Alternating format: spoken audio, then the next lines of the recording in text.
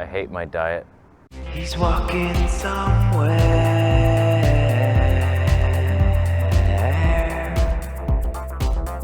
So here's the deal. Protein, I've known it for many moons that it could potentially damage the kidneys. You only need a certain amount. Once you go over that amount, you're starting to create sugar. There's all these byproducts, ammonia, nitrogenous waste, and uric acid buildup. Things could go wrong fast, and they often do. So I started experimenting with super high fat. We're talking 86% fat. What? People are alive out here? Was he fishing? I came to like the most remote place I could think of. And I'm like, some guy is living down there. Wow. Okay, so back to the fat. So I'm eating so much fat, things are better, but hot damn, the meals, they're not enjoyable at all. I was doing raw beef suet and raw ground beef for the longest time, and I was like, I cannot do this anymore. Because I was trying to eliminate salt. We'll get to that. So last week, basically what I do, I measure a certain amount of ground beef to get an exact amount of protein. I've switched to 2 meals a day, so I'm aiming for 35 grams of protein in each meal. To that, I was trying to get roughly 1,000 calories, so the rest is just fat, and I'm adding that, I'm weighing it, I'm entering it into Chronometer. This is the amount of fat that I can eat without getting nauseous. Here's the problem. I was starving. I felt so hungry for the longest while eating like this. The meals are so small. Like vegan days, it's such volume. Like you can't even fit it in your stomach and you still need more calories. There's so much to eat, it's ridiculous. And now it's like condensed fat is like the size of a handful. So even with 2 meals a day, my dinner is just so sad. Oh man, so I'm cooking the dinner. It's ground beef, that little mystery cube you see on the plate, that is beef suet. When you melt beef suet, there's gristle left over that never melts down. So what I do, I strain it all, save that, freeze it, and then I air fry that for 5 minutes on each side, 400 degrees. And it turns out to be this like super tasty, crispy treat. It's like, wow, thank you. So that's really fun. It's not a huge part of my diet because it's hard to get that. And yes, I was experimenting with some broccoli. Didn't like how my digestion slowed down. So I'm like, okay, that's out. It was fun though, to have a little bit of vegetables. I was a total balanced keto guy for a good 7 days there. Tiny amounts and then increased it and it was like, I don't like this, run. But basically we're doing 2 meals a day. The first one's raw just because it's easier. I take it out of the fridge in the morning when I wake up, and then first meal, that's what I ate today, actually was liver. Wow, that was a fun meal. I love how liver burns your throat, and it's just kind of stingy. It's a weird one. So you measure out the liver, you add a bunch of fat to it. So I've increased the fat now to where I can handle 1,200 calories in my meal, and I'm not nauseous. Right now, I have 0 nausea. I feel good, brain's strong. Strong brain, that's what I aim for. And so like that's a cool little meal. I eat that around, I don't know, 10:30. What is that, a dog? Wow, that's a weird dog. 10:30, and then I move on and I go out for hours, and then maybe at 4 p.m.ish I'll eat my dinner, and that's an actual more tasty meal because I cook. Usually it's ground beef. It's just such a small amount of food that I'm just like, why, that's it? Like I used to eat 1 meal a day. Back in the day, it was a huge meal. It was this big event. And now it's just like this tiny thing that's over very quick. I can't even, like I used to look for a bunch of YouTube videos that will keep me entertained while I eat for an hour. And now it's like, I could handle maybe a 10-minute video and I'm done my meal. It's like 20 minutes max. Then I decided to add some coconut smiles. Little roasted coconut pieces, and that takes longer to chew, and it adds a little volume, and so far the fiber isn't stabbing me too hard. I don't mind that. It's I'm paranoid that my head has been cut off the whole video. Was it? I'm switching lenses. I could survive the trip back. This is any of these rocks could shift. why wouldn't they shift? Eventually. Not today. Not today.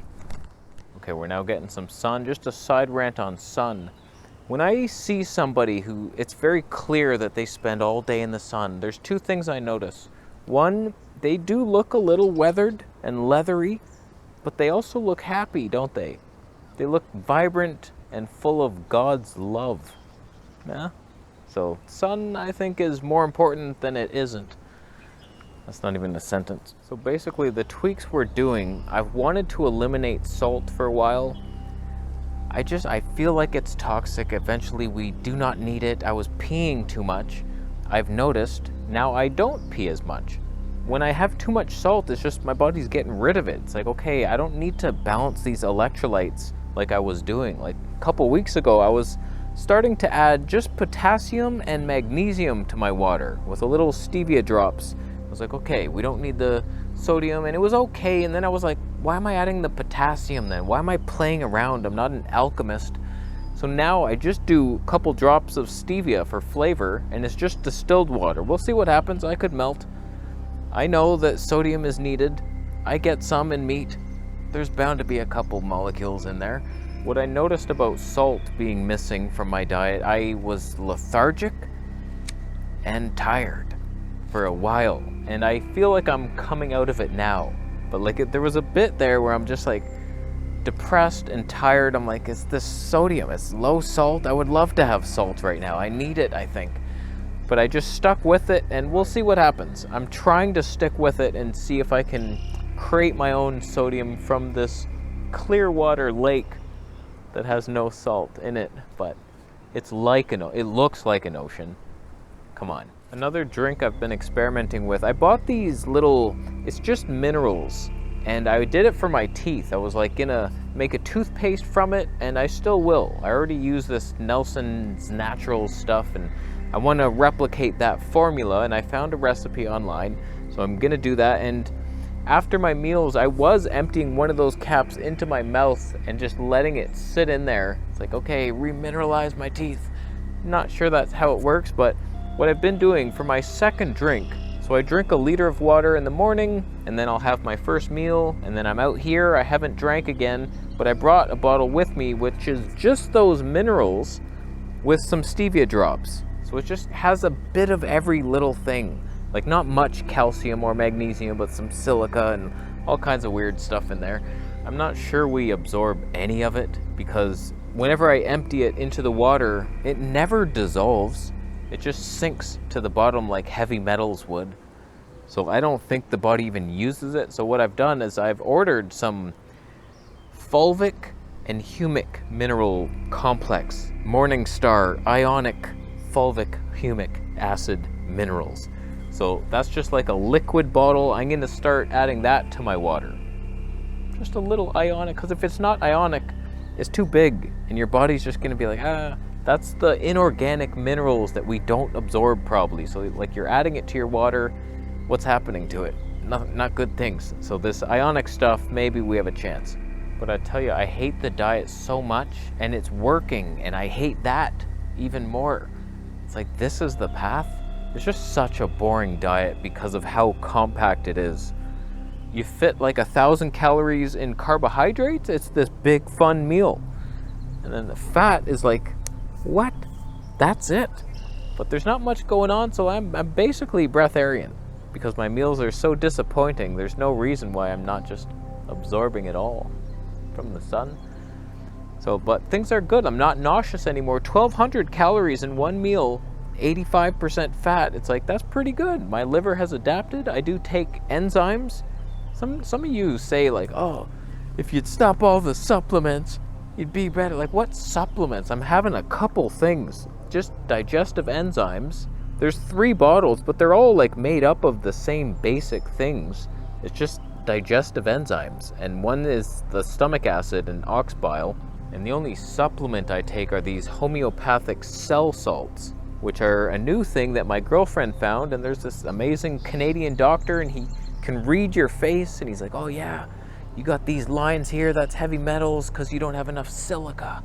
And so all these cell salts just help you rebalance everything, and I feel like it's helping. They're tiny little sugar pills. They're so sweet. It's the only sweet thing I can have. The only thing that still is haywire is my skin, which goes up and down. A couple weeks ago, it was like almost as good as it could get. I was like, oh, it's finally healing. And then the rash came back a little bit on this corner. They've concentrated into 2 zits. At one point, it was like this big rash and then shrunk down to 2 zits and then they exploded. And we're waiting for that to clear up. Sometimes I have this cheek roughness. That's a new thing. 3 weeks ago or something that started like, oh, eczema on the cheek now. That's great. But for the most part, no zits. And like things are good. And I'm the least itchy I've ever been. That's one of my major complaints throughout the years. Fruit-based is the worst. It feels like worms are crawling through me and my hair and everything is like, oh my God, this sucks. Whereas I go on high fat or carnivore, it's better. But now I've removed the coconut kefir. There's no fermented anything. It's low histamine. I'm not doing canned salmon.